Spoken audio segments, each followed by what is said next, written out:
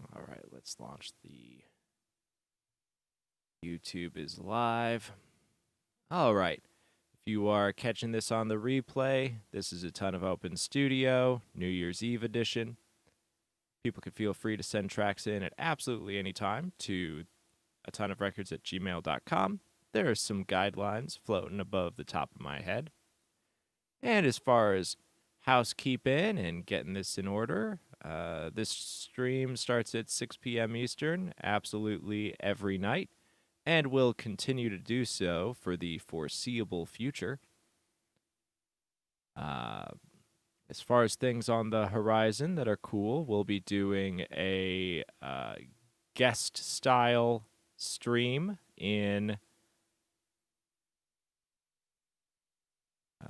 probably the end of the month, and that'll be with Magoo. I mixed their album. They're going to be releasing a single soon, and we're going to do like a whole mix teardown live on stream. More details as that gets solidified. Tomorrow, Friday, New Year's, I'm going to be doing some one-on-one stuff with Mason again. So we're going to go through a whole mix on stream. So that's tomorrow. That's set in stone. That will be some cool stuff. And yeah, that's kind of the housekeeping stuff. And for anyone watching on the various platforms, just know that the YouTube channel, A Ton of Streaming, is where you'll be able to catch the hosted it's where the replays are from the live feedback. So if you just want to watch some feedback streams, that's where it's going to live. The Twitch channel has some like extra stuff on it sometimes, so that's where you can catch some like synthesizer stuff, violin stuff, and general studio hangouts. That's, I think, is organized. I think that's everything. So, okay. Exporting tracks for streaming, specifically SoundCloud. Okay, so there's a couple of things there. Basically, okay, there are like two schools of thought. I am definitely in one of them, but let me run through both. So, every single streaming service has a slightly different set of target values as far as loudness goes. SoundCloud literally doesn't have any as of this moment. It doesn't apply any sort of loudness normalization, whereas YouTube, Spotify, Tidal, etc., all employ a degree of loudness normalization. So there are some people who are releasing things in a million different formats. They're like, this is my SoundCloud master, this is my iTunes master, this is my Bandcamp master, etc., etc., etc. And you can play numbers games and have a million different masters that hit a million different targets, and so on and so forth. That is a school of thought.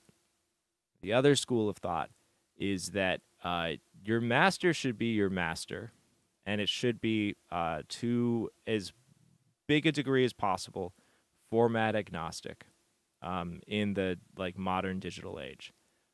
A master that will conform, that will sound good. It's number one priority is sound good, and then as far as its targets and its and the numbers game, there are some really, really nice targets to hit that are going to basically sound good across all platforms. It's kind of like in the old days of mastering, is you wanted to put out a master that would sound good on all speakers, we just kind of smooth the average so that it has consistency of playback. And then in the modern age, it's we smooth it out so that it averages out to being good across all streaming platforms. And there is like what I believe to be a sweet spot where things sound good and also sound loud on the major streaming services. So, basically, I wouldn't try to do anything. So, in the very short answer is I wouldn't think of it as like ah SoundCloud you can upload waves unless there's something like I think that even on a free SoundCloud you can just upload a wave. Oh, yeah, yeah, yeah. Everything converts to MP3 for playback. And like this kind of comes back to this is that like what are we trying to target? Like are we trying to make it is our target a cell phone or is our target like a proper system? What are we optimizing for? And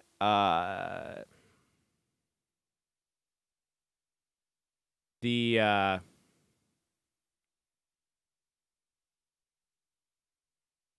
yeah. So when we code down to an MP3, it's something like true peak -1 will ensure that there isn't that weirdness, but then we're losing a lot on our actual file. As we decrease the true peak, then our dynamic range will decrease by that much as well. So if we're trying to get something like maximum loud, and this is kind of the trade-off. I would be interested to hear exactly how bad and clippy your MP3s are. But basically, if you've got like a pretty in control master, because I'm like hitting, like even on loud stuff, I'm generally printing something around like minus zero point 0.1, minus 2.2, minus zero point 0.3, and not doing minus zero point 0.1 for true peak. And then when you code down, you'll hit like inner sample peaks, which, if everything is balanced out, shouldn't be audible um, to a large degree. But I guess I would take a look at those MP3s and see what's happening there.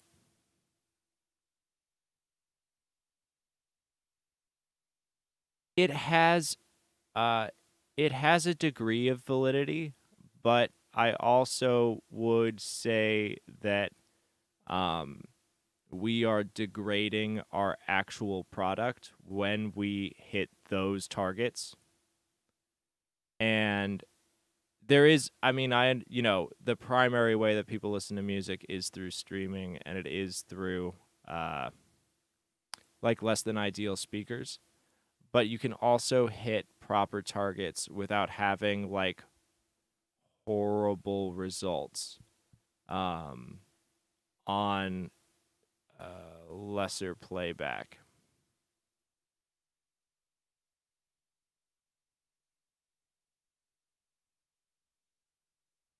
Yeah. But we could definitely check out what's happening in your conversion process. And also, I'm kind of like,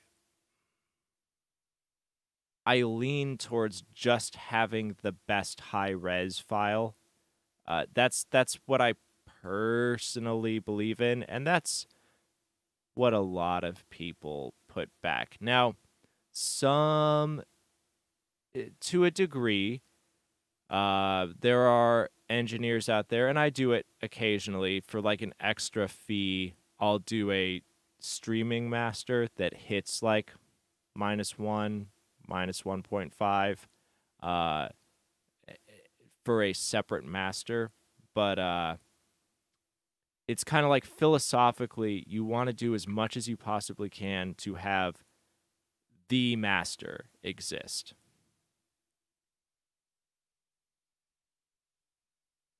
Yeah, it might be like if you're, and also like now that we've kind of dialed in your low end, it's this thing where Basically, what you're going to find is all of these intersample peaks are going to be occurring on like the snare. And if there isn't something flooding your limiter that is constant, it doesn't actually sound like we're clipping. Like if everything is controlled, we can get away with intersample peaks, and like streaming services won't reject them, and do weird stuff to you like algorithmy. Like where Spotify gets really, really weird is if it turns you down and you have a restricted dynamic range, then your track will sound quiet. And that's what I always, it's one of the things that we could clip and point people towards. It's, so like, think about like a restricted dynamic range as literally what compression does. It's literally compression. It's like a measure of like how much compression you have compressed over the course of the mixing and mastering process. So when you take like a vocal and we compress it, we can turn it up and we have, you know, less peaks and valleys. So when we turn it up, there is an overall increased sense of loudness on that vocal. But it's actually quiet. You know, there's actually less because we've restricted the top of the dynamic range, and then we're making up for it with makeup gain. Makeup gain is an important part of the equation. So when we dynamically compress our entire wave and restrict dynamic movement, it means that the user can, you know, crank it up, and you'll be able to turn your volume knob up more and you know, be like, yeah, it's super loud. But for a user and a consumer that like doesn't just blast like DJ style loud mixes in their house, if they play a dynamically restricted track compared to other tracks with healthy dynamic ranges, it's going to be quieter. So when we get into like Spotify normalization, like when we take that concept and apply it to Spotify normalization, title normalization, so on and so forth, if your dynamic range is super pinned and then Spotify does the turn down, which they might do if there's a degree of like intersample peaking that they're detecting, they'll like click you down like one notch. If your dynamic range is good, you'll still sound loud and punchy and powerful, even if you've been clicked back a notch. And then the user is able to just like go like, oh, one bump. You know, like ideally, and probably the user isn't going to go like this track is quieter because of the general algorithmness of streaming. But it won't sound weak as long as you have that healthy dynamic range. That's why that's what I think is the most important thing to look for. And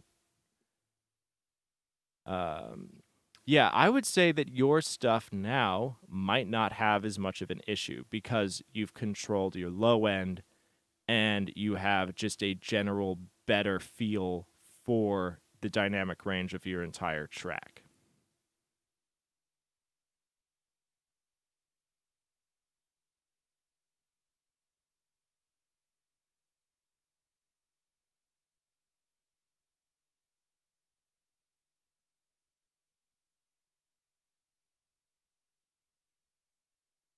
All right, y'all. If you are watching, this is Atonuv Open Studio. I'm here every night at 6 p.m. Eastern. You can send stuff to atonuvrecords@gmail.com. It's right there. There's a couple of like guidelines floating at the top of the screen. Just give those a read before you send stuff in.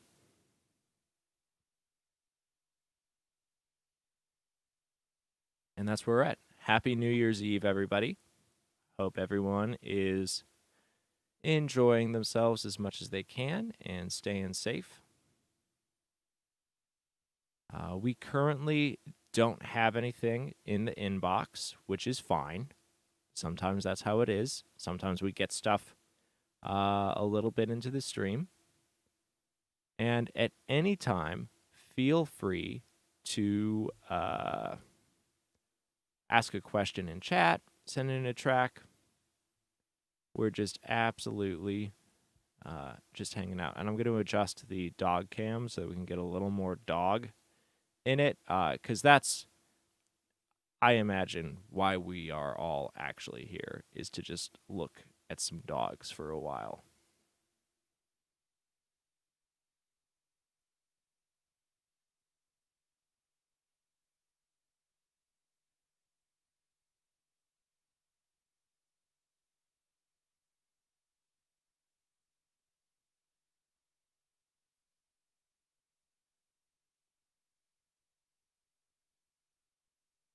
Yep, that's the good stuff. So, yep, on the Open Studios stream, there's generally a pretty good amount of downtime. So, because people are finishing their mixes, uploading those files, sending them in. While we wait, we just watch these dogs sleep.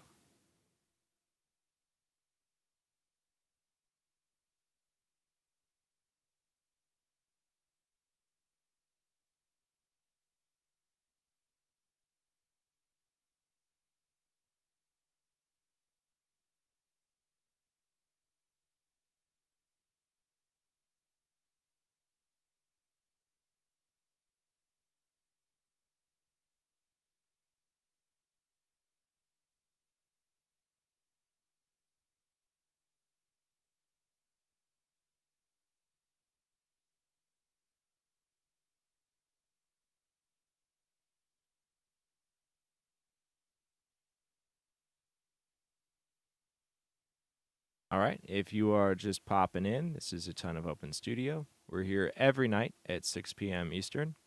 If you've been working on a track and you would like a fresh perspective on it, feel free to send it in to atonuvrecords@gmail.com.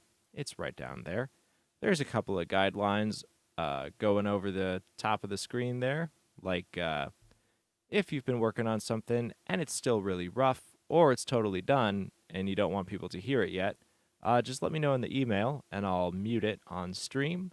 And then also, if you've been doing a cover or a remix or a mashup or anything like that, let me know. I'm going to mute it on stream so we don't have to deal with copyright stuff.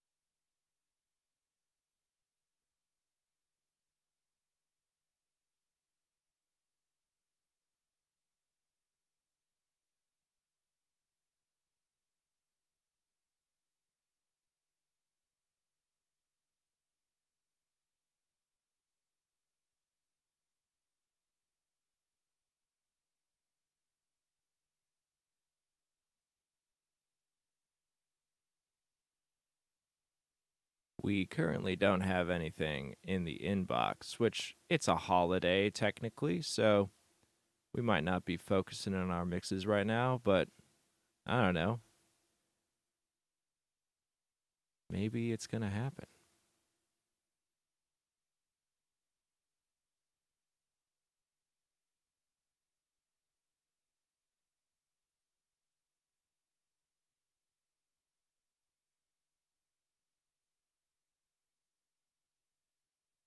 Oh, my dog is playing with the video switcher.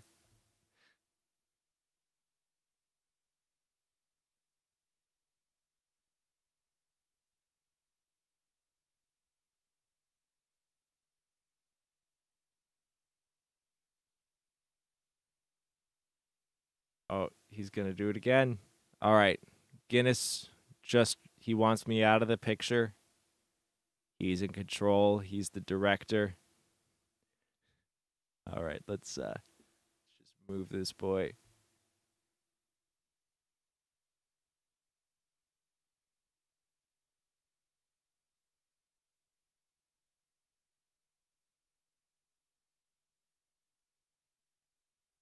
All right.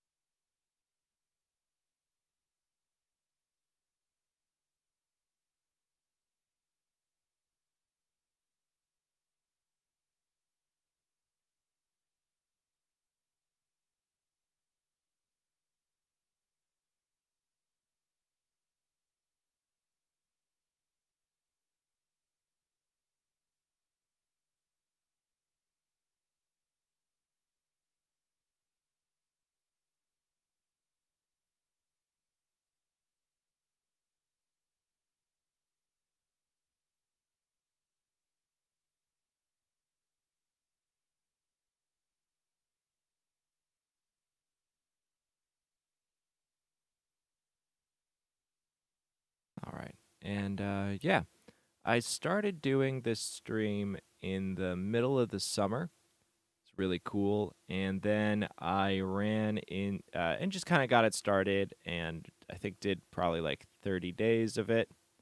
And then I ran into some big old internet issues and had to take a couple of months off, deal with all sorts of crazy stuff from internet service provider, internet service not provider. Uh, and then got this back up and running in the middle of December. And it has been so cool to have this come back and get like more people regularly involved, and feels really awesome, y'all. I love listening to your tracks. We've had some really cool stuff come through. And I'm really honest, it's some of the best stuff that I've heard from the year. People have been doing really, really good work with using their time to dial in some solid songs and some solid mixes.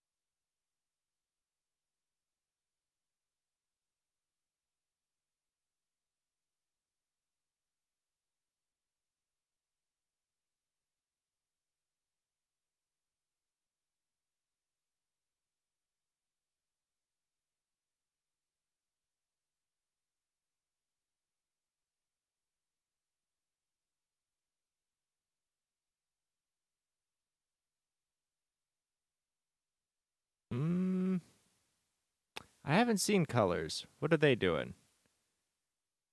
I don't mind going a little outside of mixing.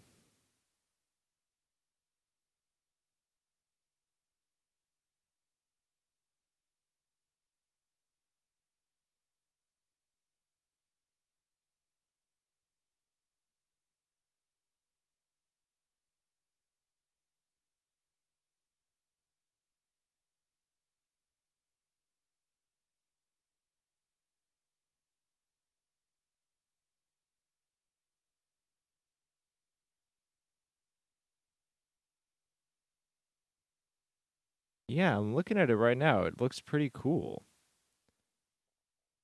I'm definitely going to check this out.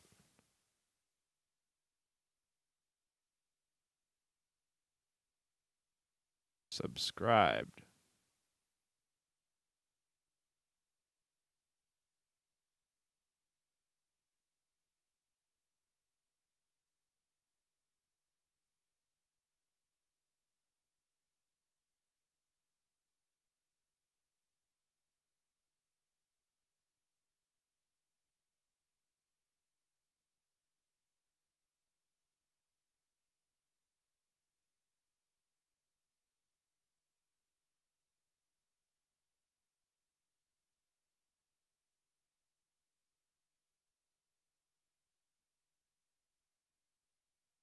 That's awesome. There's nothing like finding that perfect live performance that just elevates it beyond what you already liked. That's always great.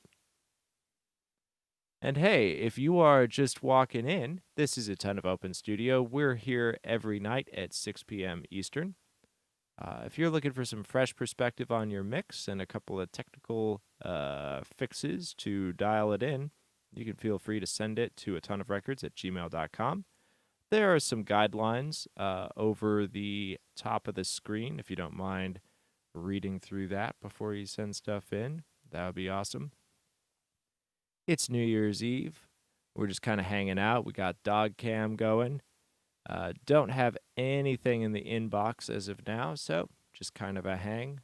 Feel free to say hi, talk about audio in the chat. It's always a fun time here.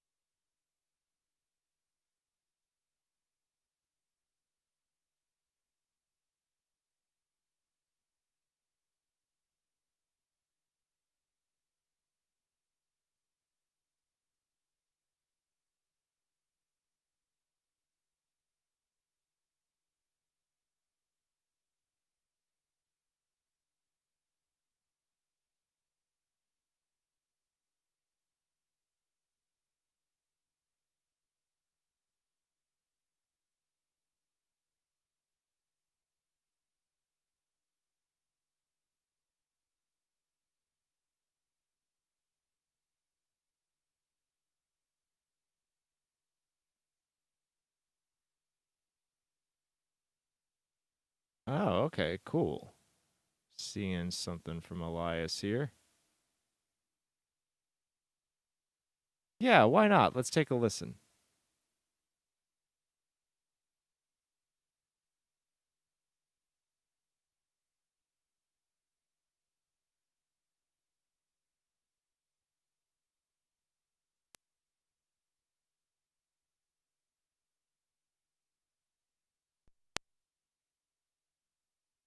Get the old DAW fired up.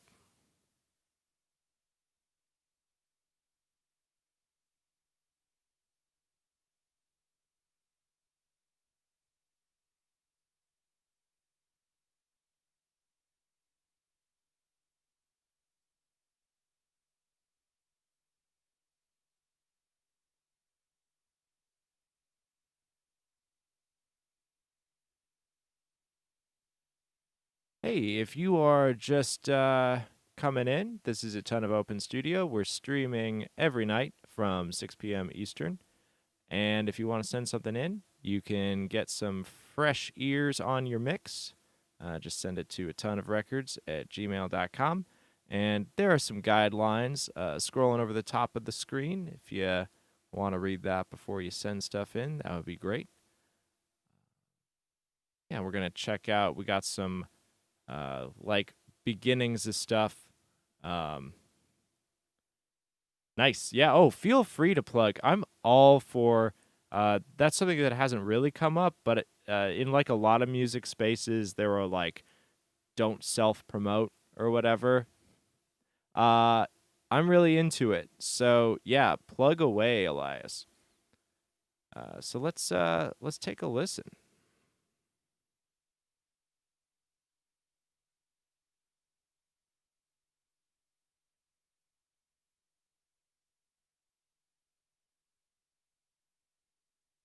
Got to flip my monitors on. First track of the day.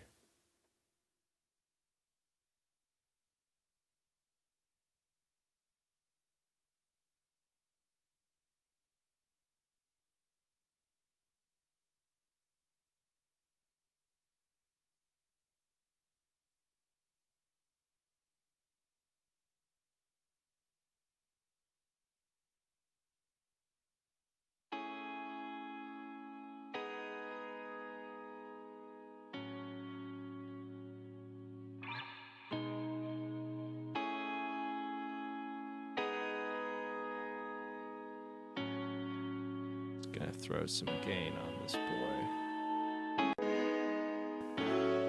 Let's start that again.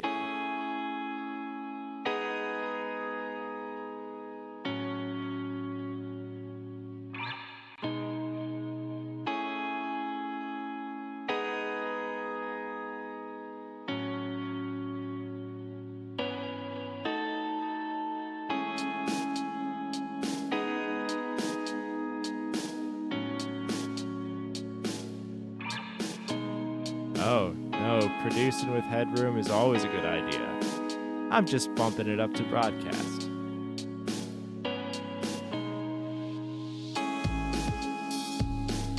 That's nice.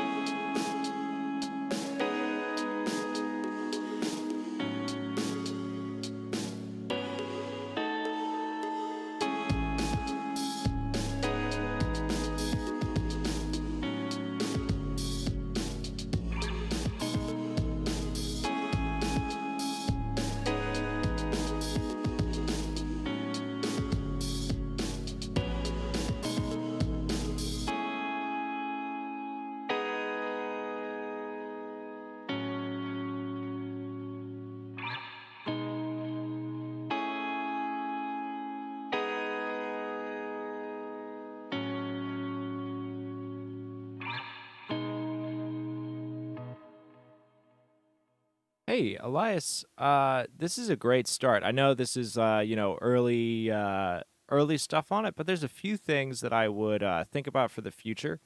Um, your sub bass is really nicely controlled and kick is nice and present. There is definitely room on the like upper part of the bass, that 100 to 200. We could get a little bit bassier there, especially like I see that you like labeled this indie pop remix in that indie pop style. Like we would definitely, I would like if it's an indie band, I'm blowing 100 to 200 up like every single time. I'm just like that's where the bass goes. So we would want some bass there. We would want to make sure that we're picking a bass sample that sounds good in that region. And you've also got room at like 500, 600, 700. Especially, I mean, like in general, this is good practice, but especially within like indie pop, I want to give some nice presence in that mid range on the bass to make it really, really crispy uh, and let that drive. I would maybe even consider taking away a little bit on the guitar so that that bass can have more um, so that it can drive the mix. And then you've got like a nice hole from like 1K to 4K. So if okay, we just literally said it at the same time. So yes, absolutely. Uh and you're also going to want so we're going to be wanting to put some vocals probably in that like 500, 600, 700 as well. So clear some space on the guitar potentially. We're going to be wanting to share that patch of mid-range between within this style. We're going to kind of need to cram vocals, bass, and guitar all into that same patch of ground. So uh, be pretty intentional there. And you're already ready for vocals in that gap. Oh, and sound design. The you've got like that plucky synth that comes in. Your envelope, your attack is set. I would give it like we're getting big clicks from the amp envelope, and just bring that up like a hair because that's gonna kill you once this is up to full volume. It's gonna be real click poppy.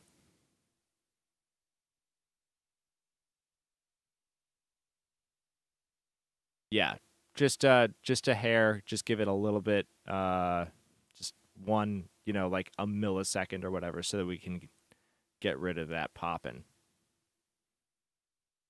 Yeah, I think it's a cool line. I think that it's accomplishing what needs to happen. We need to have some like excitation that comes in that like subdivides the beat a little bit. So compositionally, I think it's exactly right. And then just play with sound designing it a little bit. It's also within genre.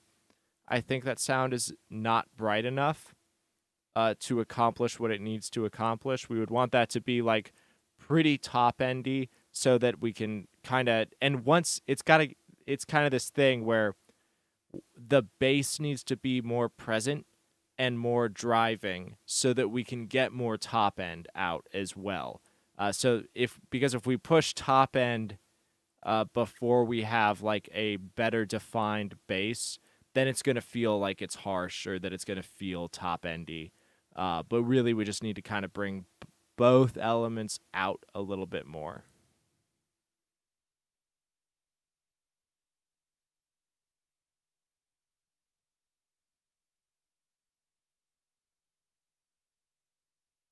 It's like a chicken or the egg scenario.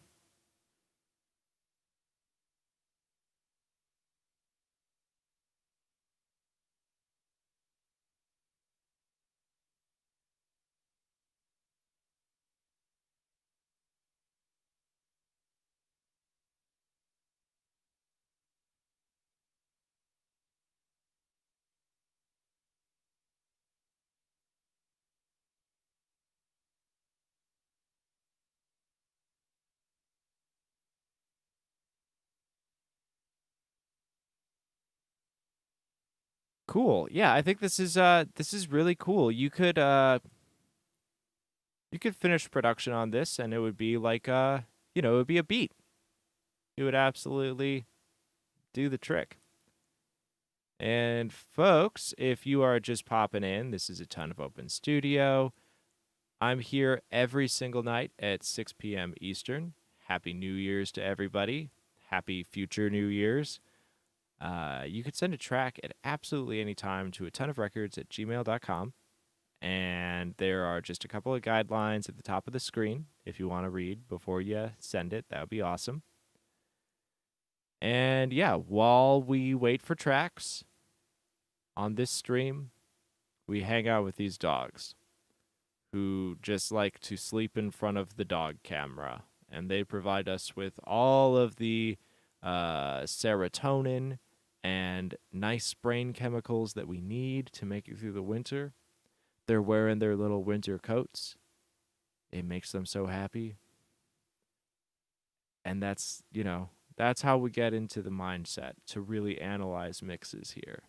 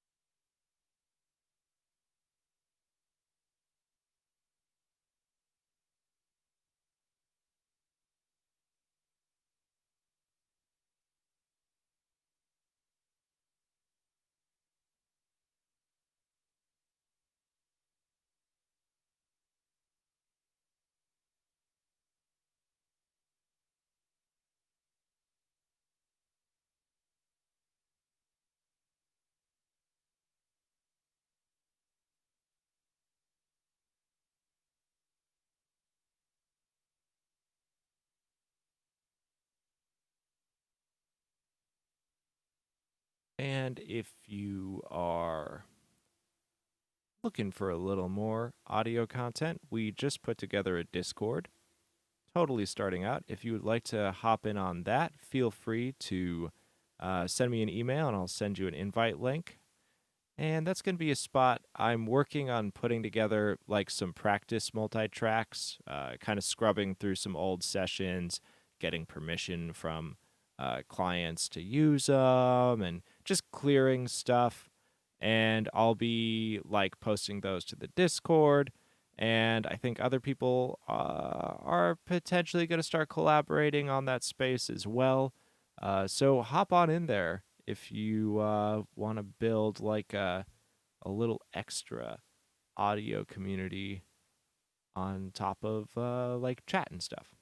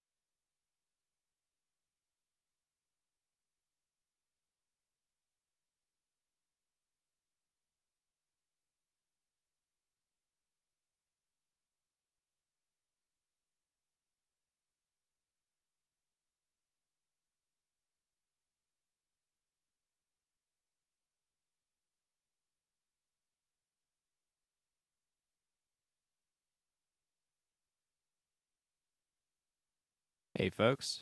If you are watching, this is a Ton of Open Studio. We're here every single night at 6 p.m. Eastern, and I'm available to give some fresh perspective and technical feedback on your mixes. If you want to send those in at absolutely any time, you are more than welcome to. You can send them to atonuvrecords@gmail.com. There's a couple of guidelines up there at the top.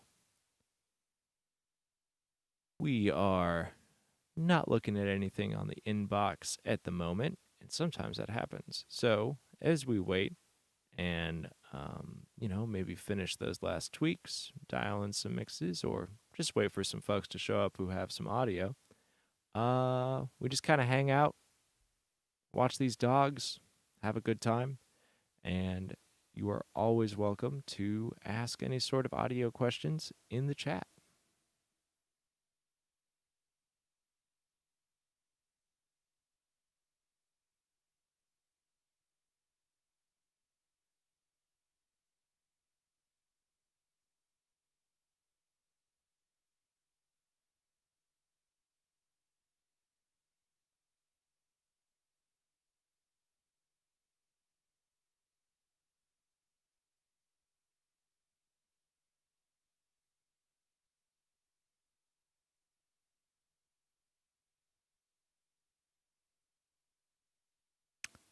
Yeah. Um, so as far as MIDI controllers, I really like the Novation SL3. If we're talking about purely synth MIDI controllers, so so the SL3 very cool, like to interact with on software synths and hardware synths. And then I use the Softtube. What is it? Console One is a really cool mixing tool. It's they've got like a few channel strips, and they're all quite nice. The API one is the one that I use for like indie rock stuff when I'm working on it, and that's when I'll use the console one, like pretty much like for an entire mix. It's got a great API model, and then you can like switch, you can map it to all of your tracks and just mix with a box, and that's really cool for workflow and working fast. I like that. And then synths, I have kind of a ridiculous synthesizer collection. In all honesty, I hate to be like that guy, but like I've got a Moog sub 37 or subsequent 37 for a mono synth, and then a Prophet 6 for poly, and then I've got a 3-rack modular, and in my mastering room I've got the modular, and that's like I'll sample it and like build stuff out of it, and then it's also just kind of like my Zen garden for uh for relaxing. Yeah, it's a lot. I am like that. I am that that kind of nerd.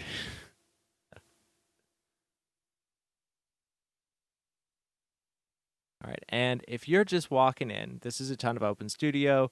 We're here every single night at 6 p.m. Eastern.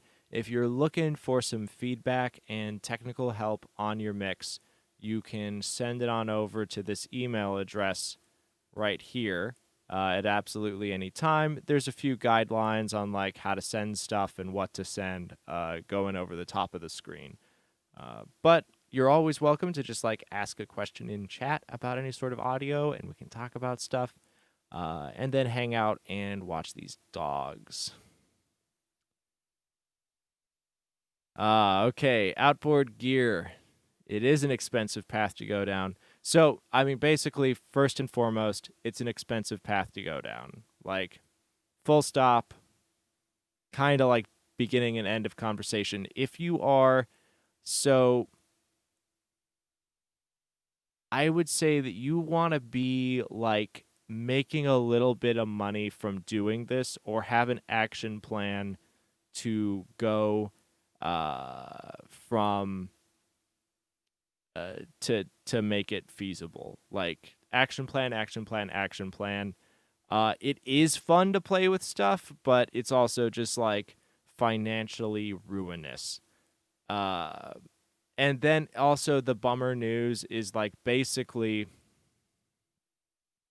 as far as outboard goes, unless you're spending like a semi ridiculous amount of money on a piece, it's not worth it. Like in many, like you don't get that like extra. You have to like, in order to like get like something out of it that you're not going to get sonically from from a plugin. We're talking about like a grand at the entry point of like it's going to give you a little more. Where that there's an exception to that is like if you're just like really really intimately familiar with like some pieces that are not necessarily going to give you a sonic edge but are going to give you a workflow edge, then that's like a justifiable expense. But if you grew up on like mouse and keyboard and you have a plugin arsenal that you're really familiar with, then it's like a don't bother situation in like all pragmatism.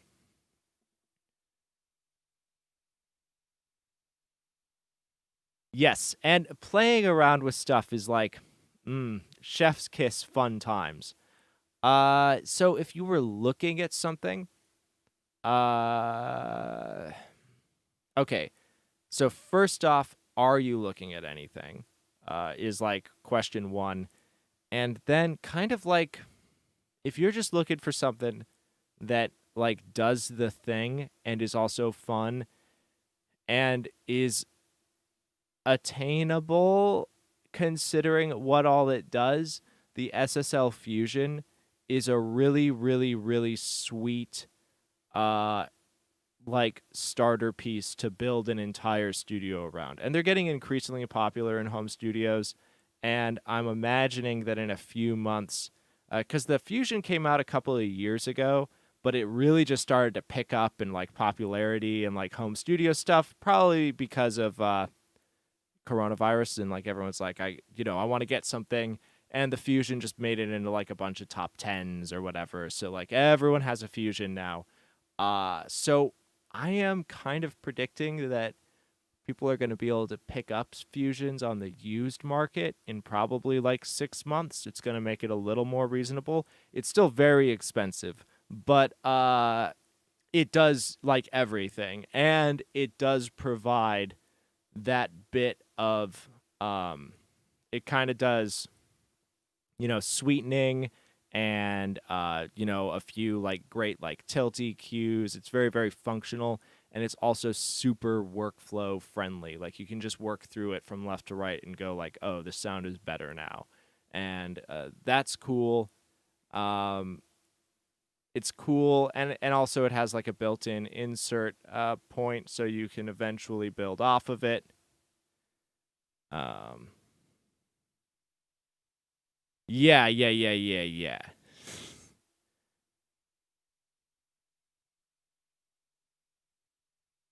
Yeah. Oh, okay. So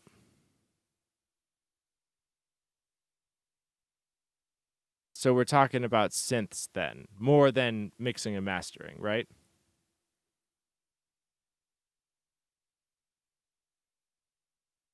Okay, cool. Well, then we have like a whole that's a much friendlier conversation to have, and a less terrible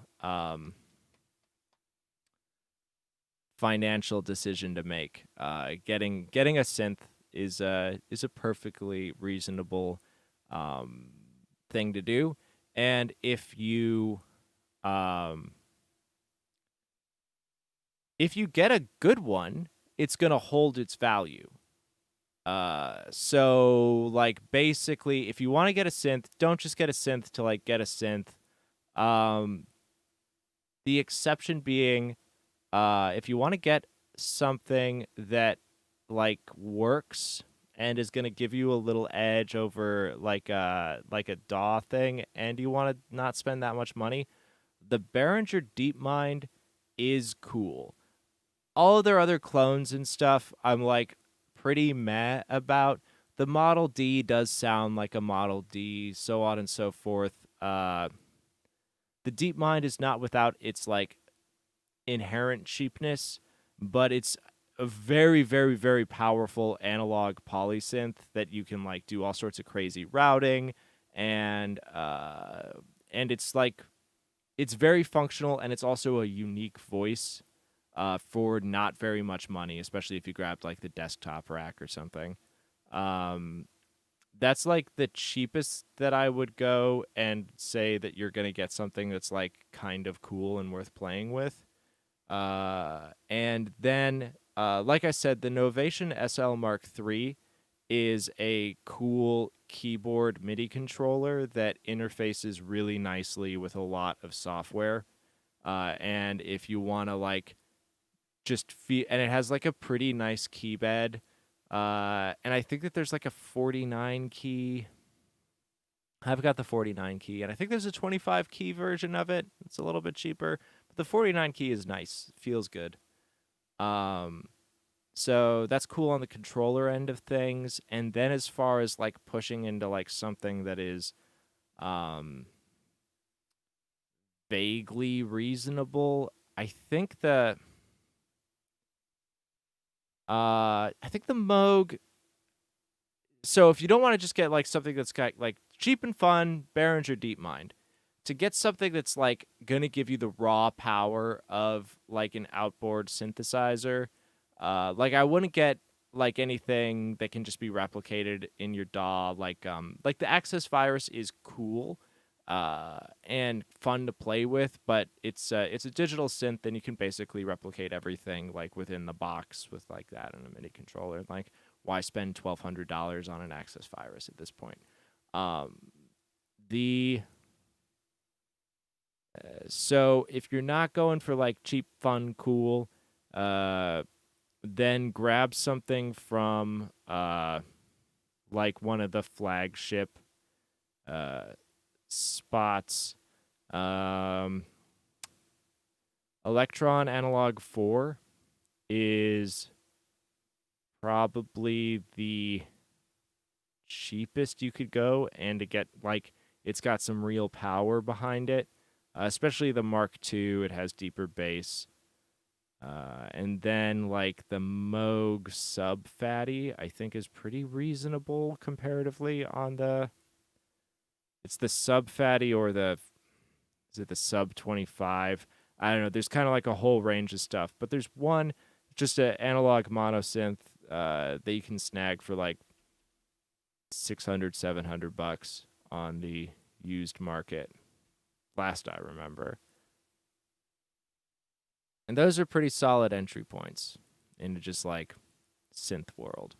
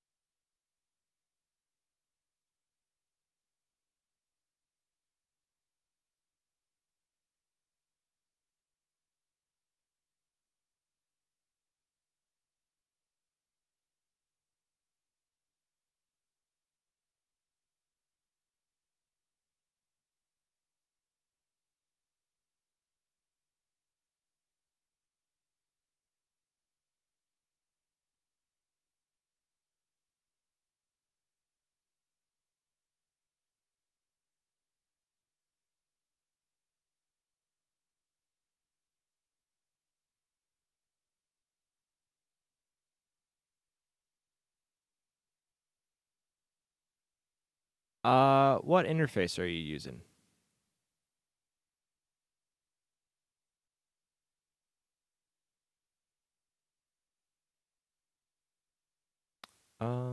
Let me check those specs. I really like the audience stuff in general. I think it has lots of very, very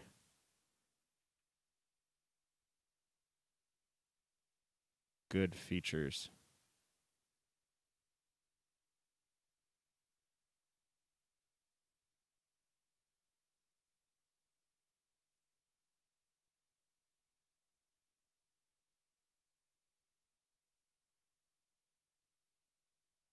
Mm, show me a picture. 2 preamps. Yeah, it's got instrument inputs that would it would work.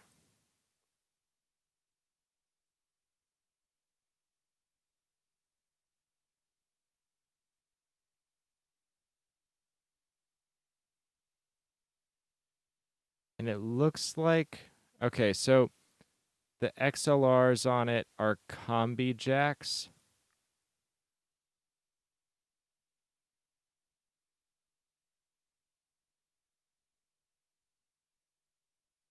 So you could throw TRS cables into that, and that might sound better. And then it's a question of like,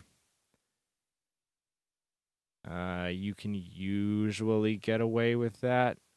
Theoretically, something that's like a dedicated line level input is going to be best.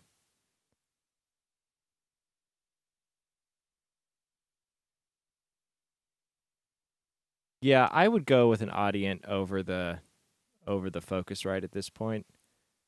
They're a bit classier. Um, yeah, you could make it work with this. It's not perfect.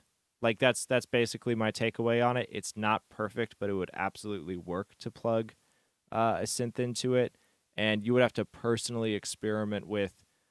Basically, the instrument input is probably the right gains. It's like the right gain structure, but it's just a TS connection instead of a TRS. So with most synths, a TRS cable is going to offer you like a little less noise and sometimes like a little more bass. Uh, like, and we're talking negligible. Um, so that's not perfect. And then the microphone inputs are combi jacks, so they have TRS uh, as well, and you would be able to do like a stereo connection because there are two. But it's probably not line level, so you would have to be careful with your gain structure. So your interface would present you two options. Neither one are like 100% absolutely optimal, but both would work. And one would probably work better than the other, depending on the synth that you are hooking up and a couple other factors.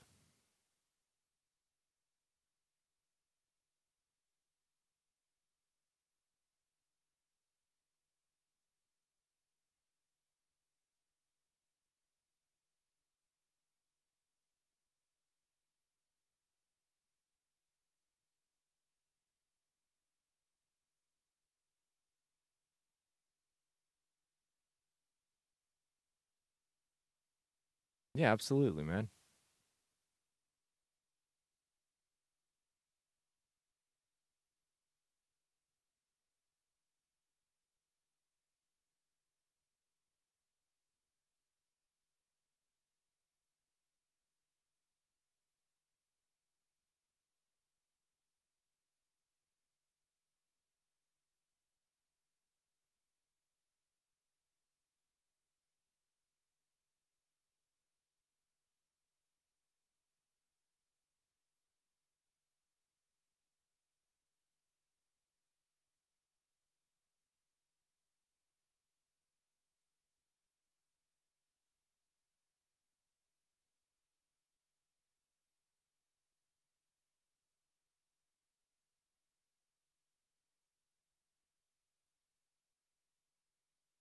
Yep, absolutely. Monitors and room treatment is the top of the list. That's good. Good stuff.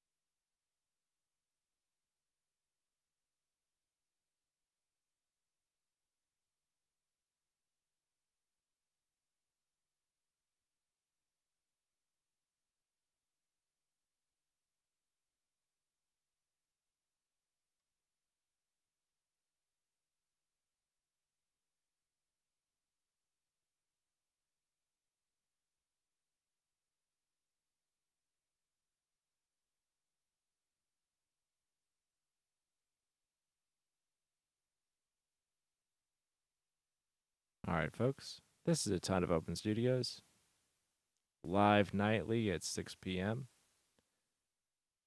We're here to, get some nice dialed in feedback on mixes that you might be working on.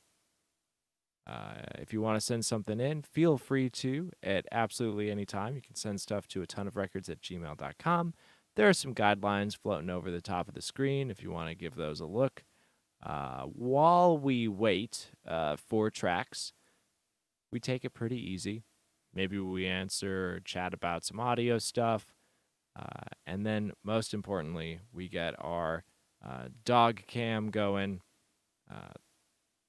to just help pass the time and get a nice dog-friendly vibe on stream.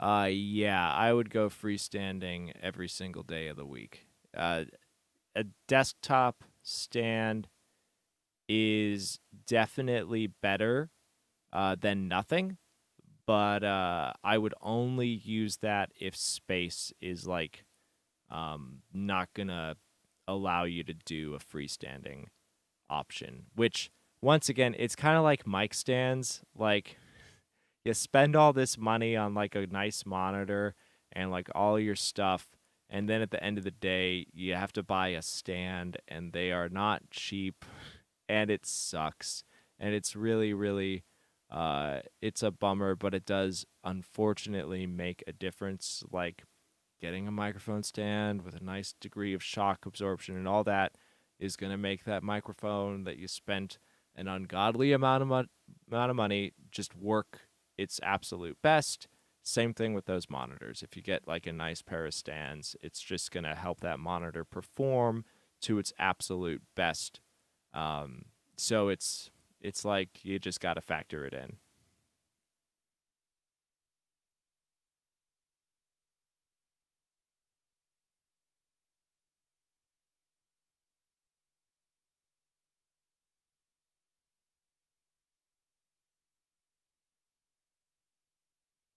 Yep. Yep. It is that cold, harsh reality. It's also the other thing is like I really recommend getting a desk that is compact. It's as to be as compact as possible. And there's like a few things going on in there. It's like if we can get our desk space minimized, then like desk reflections aren't going to be as big of a deal. And like if you look at like a lot of where this gets interesting is like the difference between how a mix room is laid out and how a mastering room is laid out. And I think that as we get into the cool. Yeah. As we get deeper into the 21st century, I think that there are going to be an increasing amount of rooms that are kind of full functioning, full purpose, and mixing rooms are trending to look more like mastering rooms. So if you look at some like mastering room designs, you're going to notice that we've got like compact desks that are like a rack, so, like I don't know. I don't know if we get like a sense of scale from this. But like that's the size of my desk. And yeah, absolutely. Like the desk is like a huge stop, like a huge bottleneck in getting the best possible sonic results. So, we're talking about like a desk like this wide, and then by having monitors on stands or freestanding monitors like the big old like B&Ws and all that that are just stands in and of themselves. Um, it's not just that we're not getting desk reflections and all that nasty stuff. It's that we have the flexibility to move the monitors wherever they need to be the best that they can be.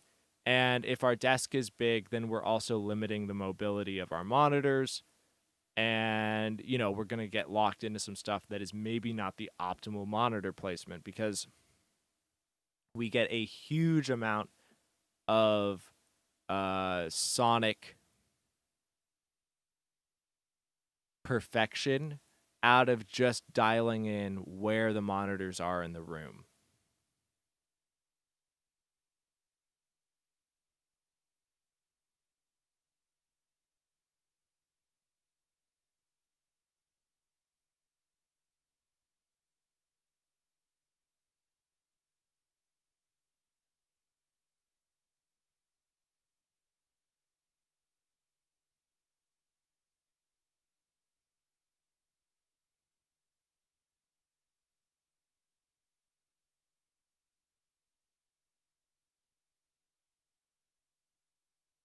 Yeah, I've seen those multi-purpose rooms. You could totally make it work.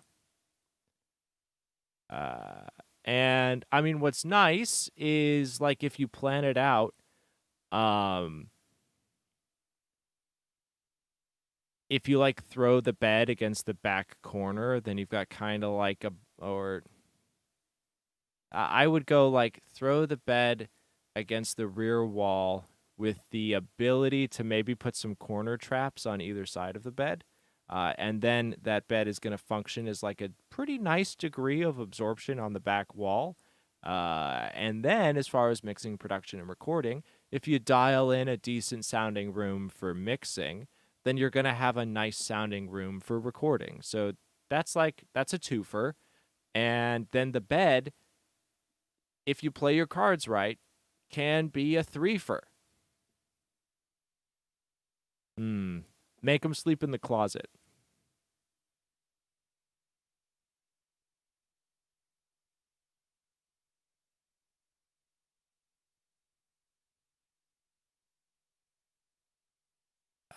Sometime if you want, you could send me like a diagram, and we could figure out the absolute best way to make the room work.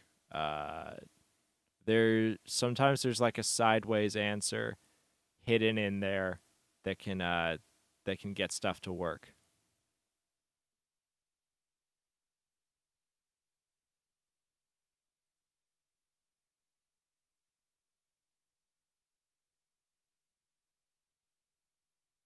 This could work. It yeah, get me a layout picture and like if it exists like an actual picture of the room so that I can get a sense of what's going on. And stuff is always workable. It's very rare that I've seen a room not work, even when it's like it has to be a bedroom and a workout studio or something. Like it can work.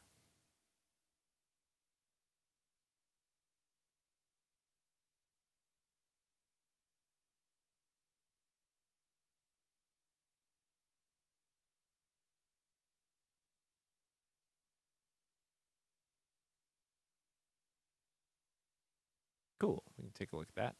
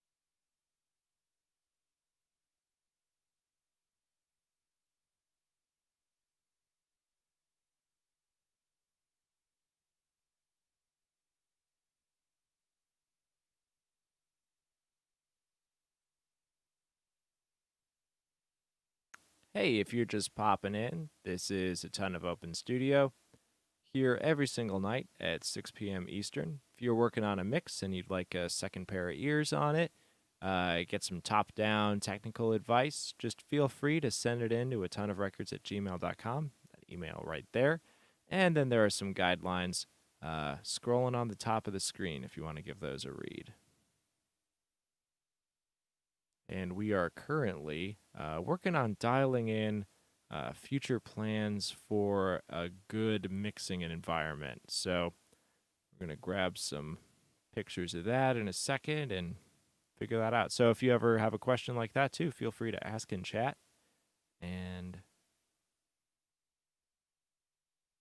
basically do whatever you want. Cool.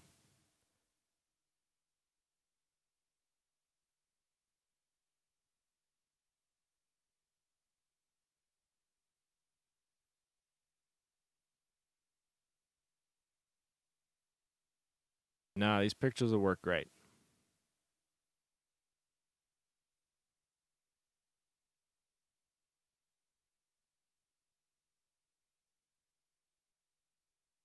Elias, do you mind if I bring the like floor plan onto stream? Cool. Yeah, I like to be, you know, courteous of people's information.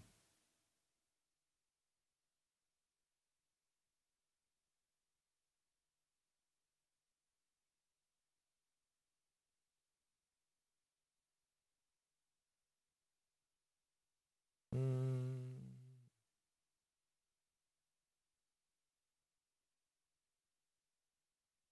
okay.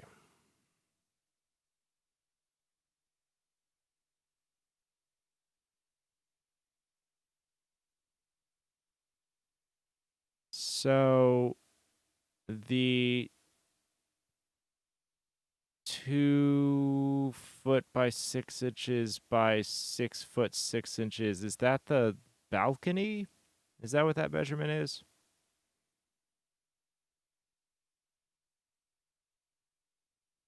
Okay, cool, cool.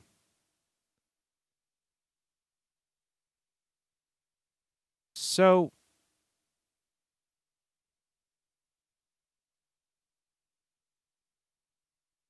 and the dimensions, is the closet, is it like the 11 by 5? Is that the front wall to the closet or the front wall to the back of the closet?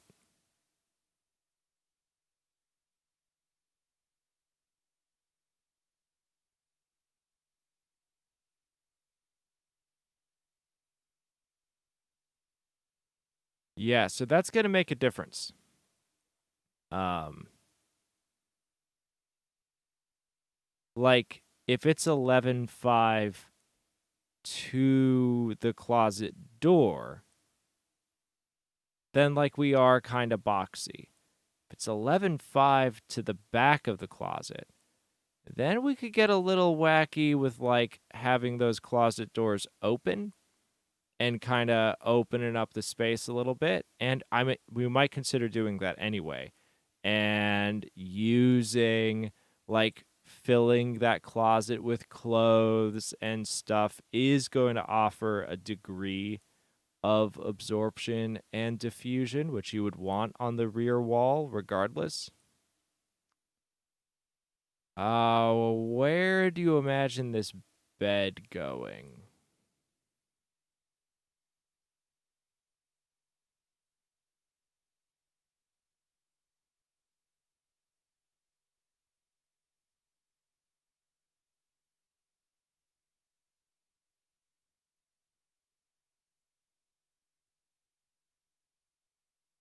Hmm. So, gonna have to figure out the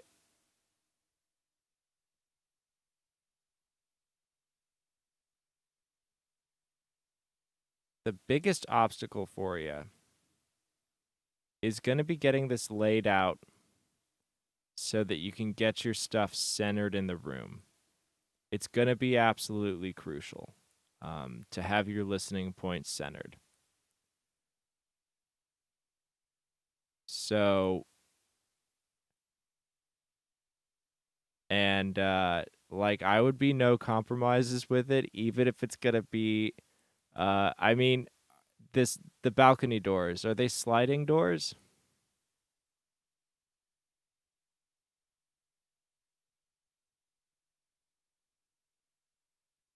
Hmm.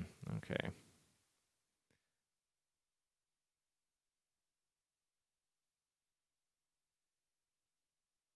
Hmm.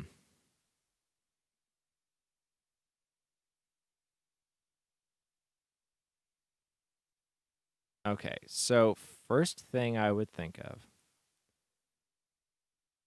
is like mixing with the closet doors open is gonna maybe do it for you. The puzzle to solve is this bed. And like what I would do, what I would imagine, and what I would sacrifice is I would do something personally insane. Like uh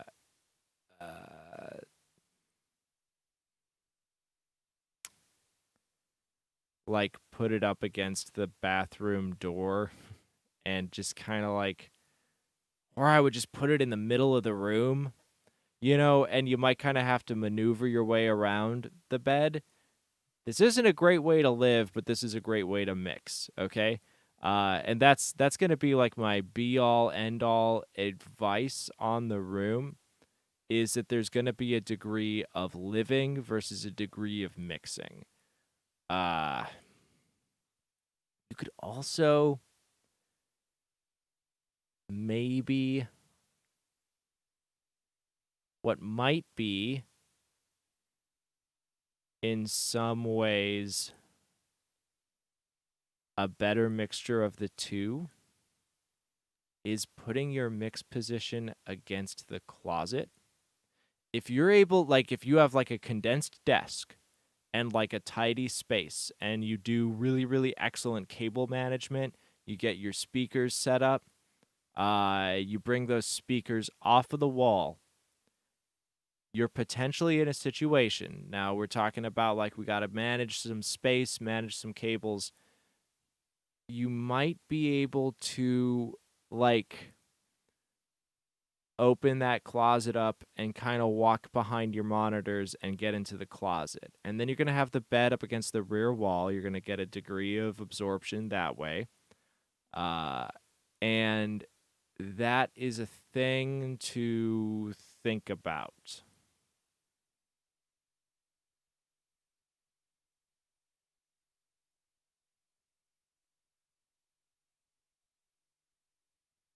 And that's kind of, it's like almost the move. And then, if you get like the GIK stuff and you do kind of like freestanding traps all around you, and then I would maybe put the bed long ways against the back wall. See if that fits and like if it covers the entirety of the wall, which it might depending on the dimensions of the bed. And then you're kind of trapping both rear corners, and then you could have like tri-corner traps in front of you. They're kind of like the GIK tri-corners are pretty light. They're just like a little bit weird shapen. So you're going to be able to like move those to get in and out of the closet. Uh if that's what winds up happening, and then you could, put some stuff on the, some freestanding stuff on both sides of you to dial in your reflection free zone. Because this isn't that much of a neurotic nightmare. Like if your desk is small and your speakers are on stands and your cables are managed, and then you're just very, very like do not move the monitors no matter what, then your treatment could easily move because we're talking about two corner traps that you're basically going to be moving, which isn't going to be that bad. You're going to pop them into the front left corner for mixing, and you're going to have to move it to get into the closet potentially. And then the front right corner, that runs into the door. So it's just going to have to live like kind of like in front of the bathroom door to get in and out of the room. But then you slide that into place. And then your RFZ, if your speakers are always in the same space, then you could have moving panels that you just place, on both sides of your head, right in between the speakers and your listening position. And it's not going to be that bad. And then, mark positions with tape. Or something. I know you're in a lease, so you can't like do anything destructive, but like some tape, put it down, mark the positions, and it should be like I am a big proponent of like all my stuff is like I hit a switch and it's on because I don't want to like deal with getting into the mind space. But we're talking about like 4 moves to get your mix position, and this position, even though you're going to have to do a little bit of transformers when you want to mix, it's going to be the most sonically optimal, which is the most important thing.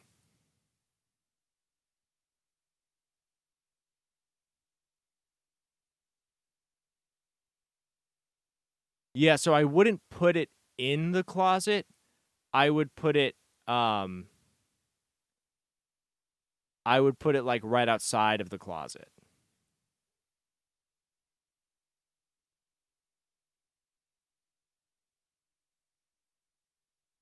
So it's like so closet doors would be shut.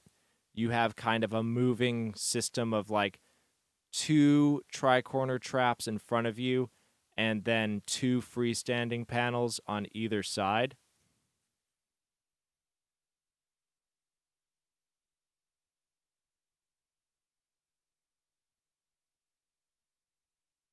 So the problem, if the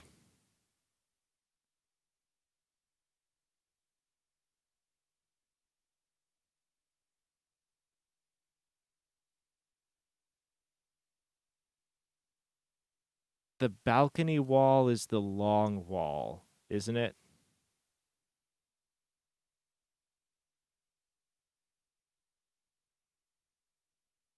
Yeah, that would be the issue with that. Like you gain instant by lining up against the short wall, even if it's only 6 inches, you're gonna get a better result if your speakers are along the short wall. So that would be why I wouldn't want to put the desk up against the balcony side. So it's like it does sound insane, but putting it along the closet wall, and let me do some math really quick.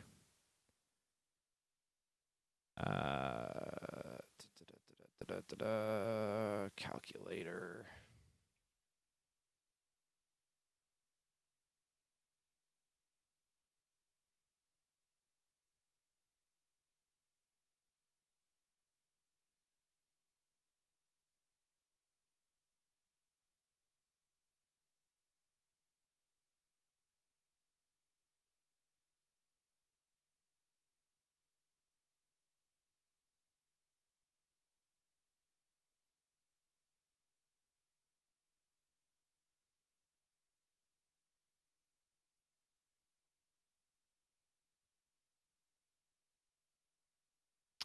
Yeah, so if you're up on closet wall, your listening position would be 3 to 4 feet back from closet wall.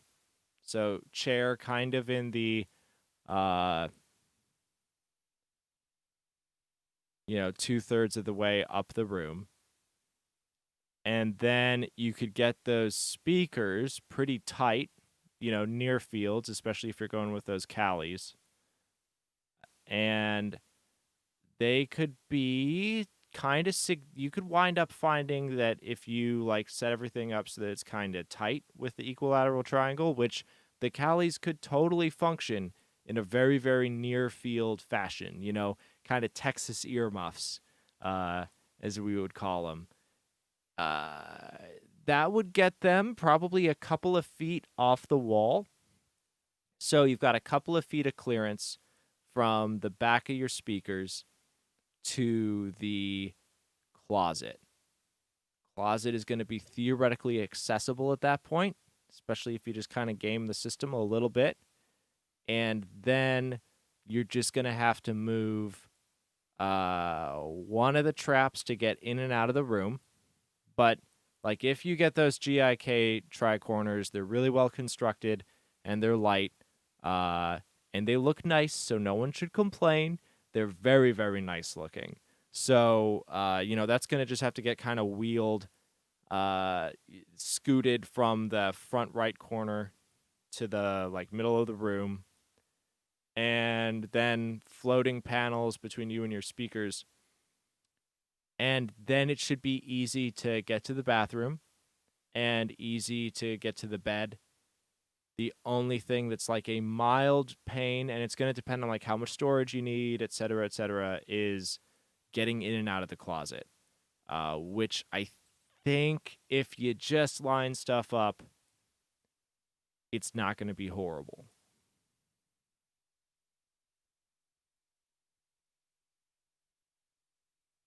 If you laid it out like it's in the picture, you're not going to be centered in the room, and you'll be dealing with a bunch of problems.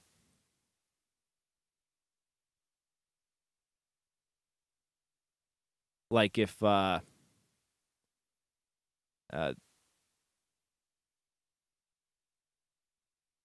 fair enough. I understand that world.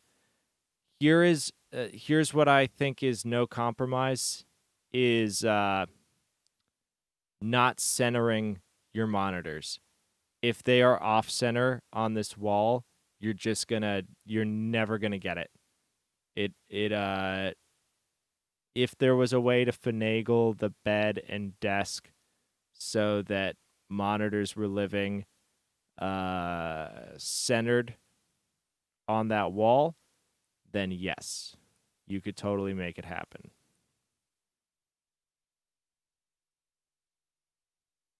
Yeah, that's my number one this room would absolutely work if with the corner with the tri corners and an RFZ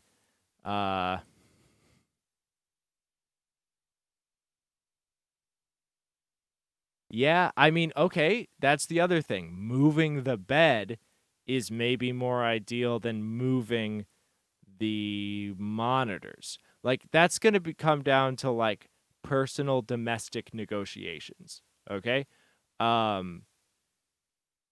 The thing that just can't be budged on, cuz otherwise basically the reason that I'm saying don't budge on it is if you're gonna buy nice sound treatment and buy nice monitors, if you're putting, we're talking about this is a total investment of $1,500 at the end of the day, and it is a bad call to invest that much money if you can't set them up in the right spot. And not to be the harsh bringer of doom, but it's basically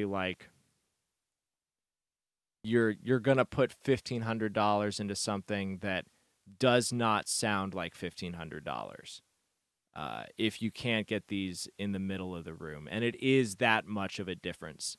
We're talking about weird reflections, weird room modes. It's just the whole point of getting a better monitor setup and getting the sound treatment is that you want to be in an accurate room. It won't be an accurate room. So if it's just not going to work, which is possible, then I would say save your money and, go to a headphone setup, which lacks a certain degree of of goodness, like feeling bass, etc., etc. But I would just go with I would think about uh if you can't get this room, uh spend a fraction of the money and grab the Slate VSX. They are actually good and they actually do uh uh they they they do the thing.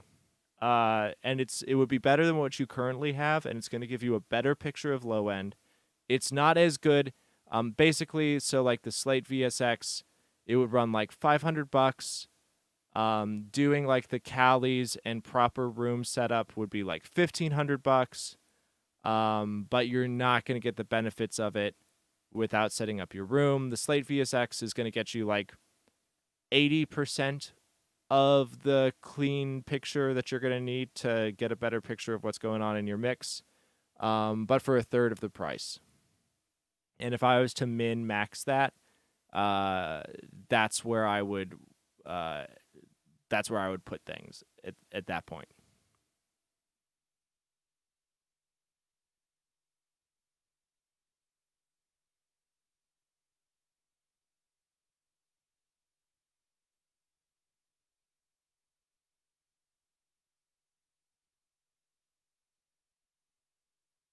Yeah, I think that there's a way to maybe arrange things that like makes everyone happy and and works and sent like you gotta throw those speakers set they need to have equal space, like speaker they need to have the same distance from each of their walls, like that's what you need to have happen, and then they need to be along the short wall. uh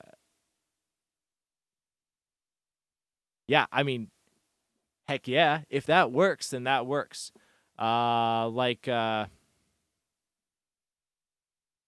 if that's the degree of wackiness that like clears every single parameter that needs to happen, then that's the way to go.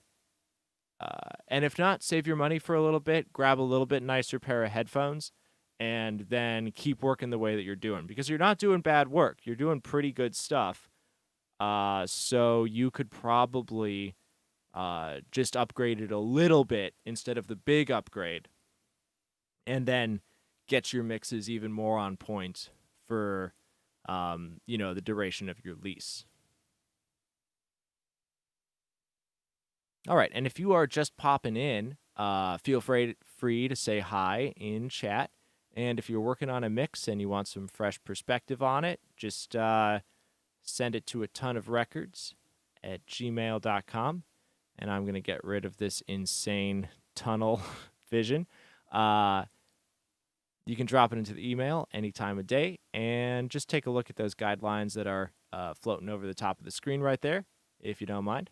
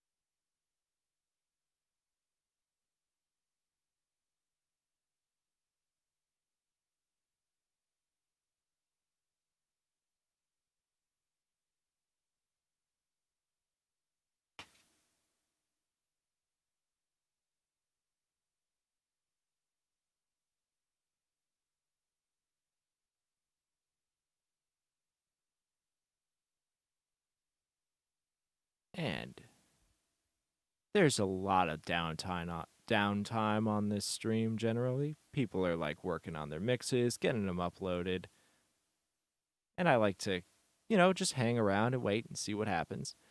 So to fill in that downtime, we do have dog cam, and there was just a sneeze, which resulted in this flurry of dog activity. In case you were wondering.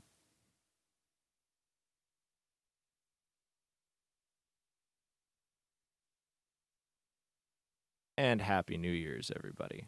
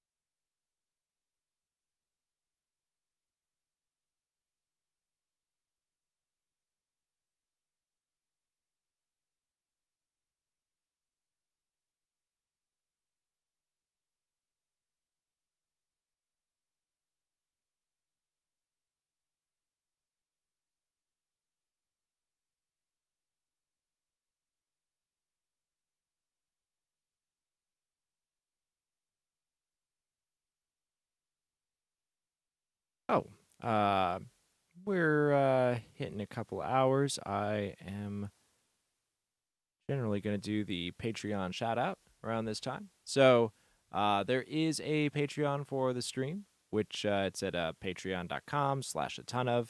And folks get a daily shout out as part of that. So uh, big thanks to Synux, Tyler, Mason, Elias, and Ian. Uh, yeah, seriously, big thanks. This is awesome. So thank you. This is your daily Patreon shout out.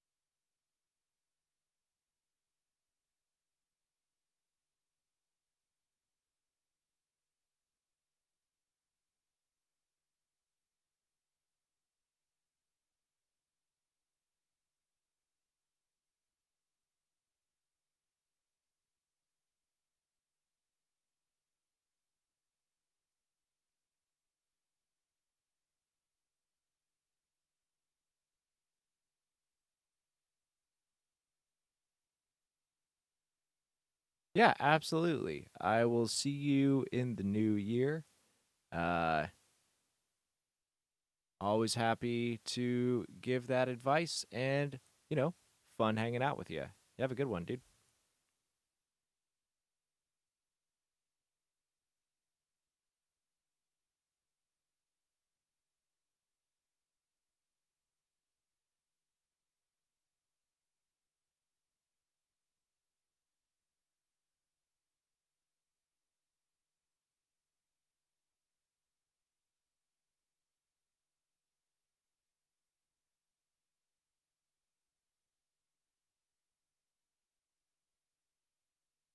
Hey, folks. So, this is the A Ton of Open Studio stream. I'm here every single night at 6 p.m. Eastern. Feel free to drop a track at any time to atonuvrecords at gmail.com. There are some little guidelines up at the top of the screen there. And yeah, we're just chilling, seeing what happens. It is always fun to be here.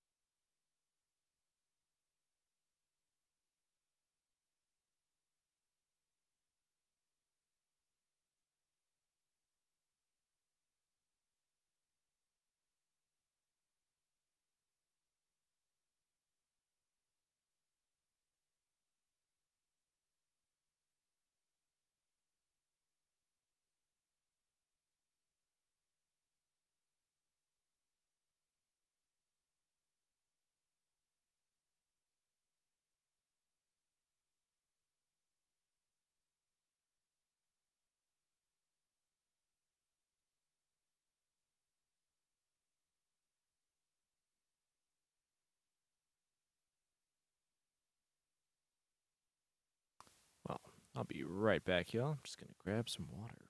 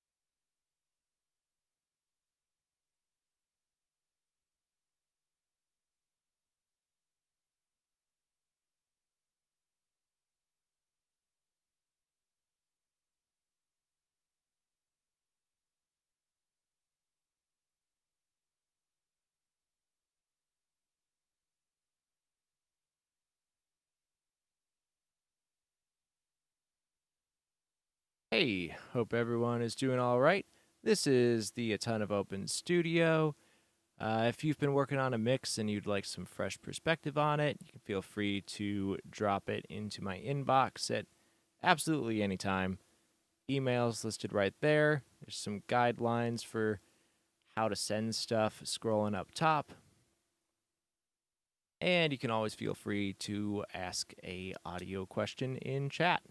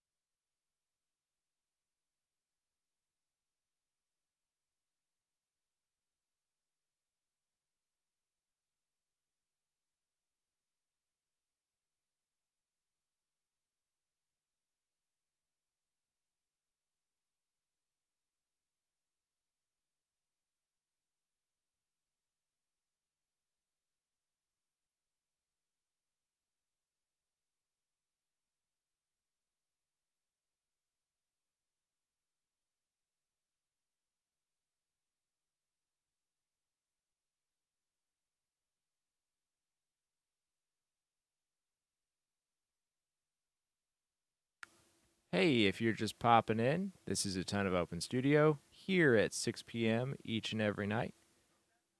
If you are working on a mix and you want a fresh look at it, feel free to just drop it into the email right down there. A couple of guidelines scrolling up top. And yeah, that's how it works.